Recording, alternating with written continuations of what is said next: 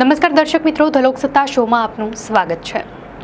ચીનની સરકાર જે એક સમયે એક બાળક નીતિ માટે જાણીતી હતી, તે હવે લોકોને બાળકો પેદા કરવા માટે પૈસા અને અન્ય પ્રોત્સાહનો આપી રહી છે। આ વલણનો બદલાવ ઘણા લોકોને આશ્ચર્ય પમાડે છે, કારણ કે ચીન હજુ પણ વિશ્વમાં સૌથી વધારે વસ્તી ધરાવતો દેશ છે। ચીનમાં જન્મદર વધારવાના હેતુથી રાષ્ટ્રવ્યાપી સબસિડી રૂપે માતા પિતાને તેમના 3 વર્ષથી ઓછી ઉંમરના દરેક બાળક માટે વાર્ષિક 3600 યુઆન આપવામાં આવશે। લગભગ એક દાયકા પહેલા શાસક કમ્યુનિસ્ટ પાર્ટીએ તેની વિવાદાસ્પદ એક બાળક નીતિ નાબૂદ કર્યા બાદ પણ દેશનો જન્મદર ઘટી રહ્યો છે।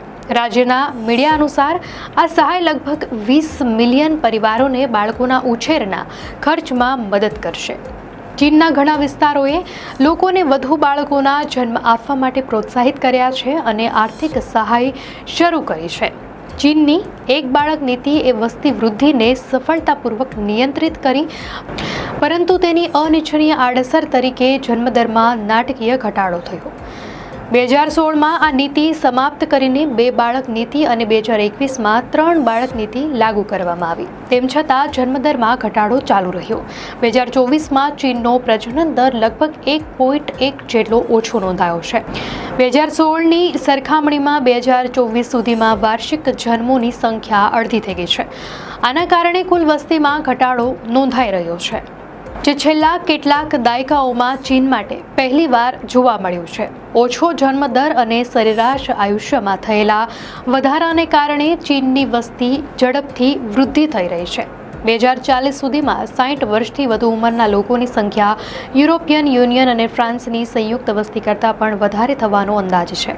આનો સીધો અર્થ એ થાય છે કે કાર્યકારી વય જૂથના લોકોની સંખ્યા ઘટી રહી છે, જ્યારે નિવૃત્ત અને વૃદ્ધ વસ્તીનું પ્રમાણ વધી રહ્યું છે। આનાથી પેન્શન, આરોગ્ય સંભાળ અને સામાજિક સુરક્ષા પ્રણાલીઓ પર પણ જબરદસ્ત દબાણ આવી રહ્યું છે। અમીર બનતા પહેલા વૃદ્ધ થવું એવી ચિંતાઓ ચીનના સમાજમાં પ્રવર્તી રહી છે। ઘટતો જન્મદર સીધો જ ચીનના શ્રમબળ પર અસર કરે છે।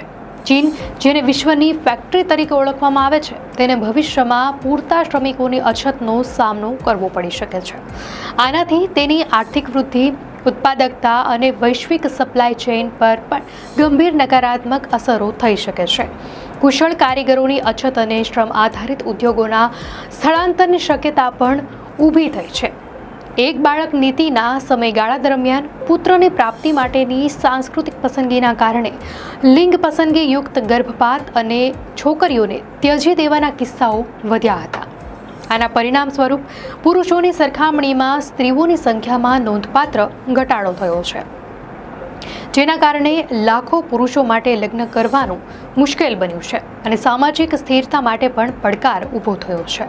બીજિંગના સ્ટેટ બ્રોડકાસ્ટર્સ સીટીવી પ્રમાણે આ સ્કીમ વર્ષની શરૂઆતમાં લાગુ કરવામાં આવશે। વર્ષ 2022-24 દરમિયાન બાળકોને જન્મ આપનારા પરિવારોને પણ આ યોજનાનો આંશિક રીતે લાભ મળશે।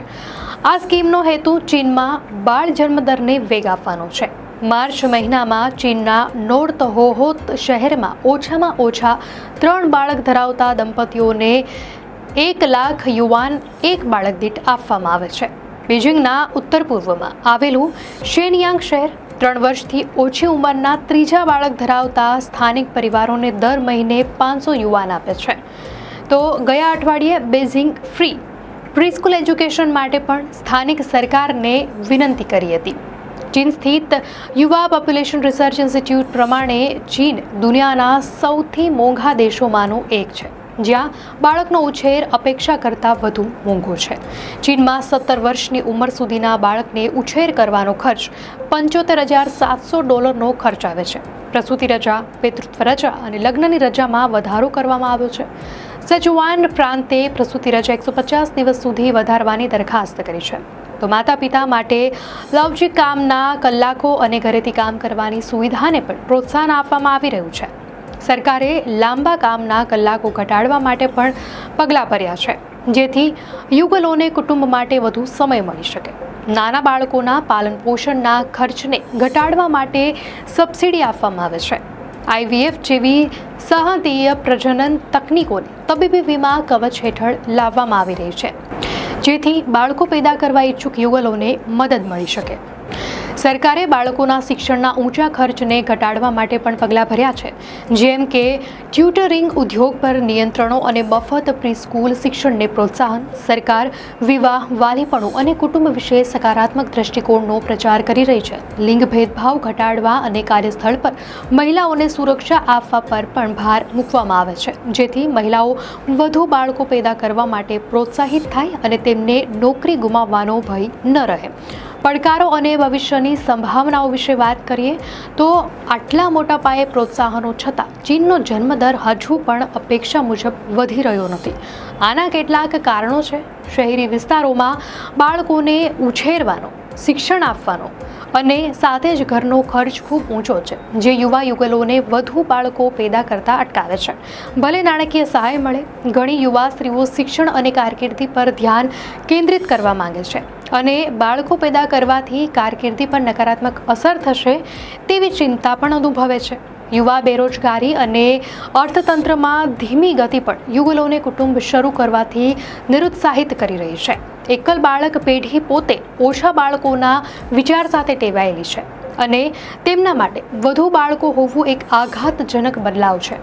તો નિષ્ણાંતો માને છે કે માત્ર નાણાકીય પ્રોત્સાહનો જ પર્યાપ્ત નથી. સસ્તું ચાઇલ્ડ કેર, પિતૃત્વ રજા અને મહિલાઓ માટે નોકરીની સુરક્ષા જેવા ક્ષેત્રોમાં માળખાકીય સુધારા વિના જન્મદરમાં મોટો ઉછાળો લાવવો મુશ્કેલ છે. ચીન એક ગંભીર વસ્તી વિષયક કટોકટીનો સામનો કરી રહ્યું છે અને તેના લાંબા ગાળાના આર્થિક અને સામાજિક પરિણામો દૂર કરવા માટે આ નીતિગત બદલાવો કરવામાં આવી રહ્યા છે. દર્શક મિત્રો, આ અંગે આપની શું પ્રતિક્રિયા છે અમને કોમેન્ટમાં ચોક્કસથી જણાવશો. અને જો આપને આ વિડીયો સારો લાગ્યો હોય તો વિડીયોને લાઇક કરો અને ચેનલને સબસ્ક્રાઇબ કરો.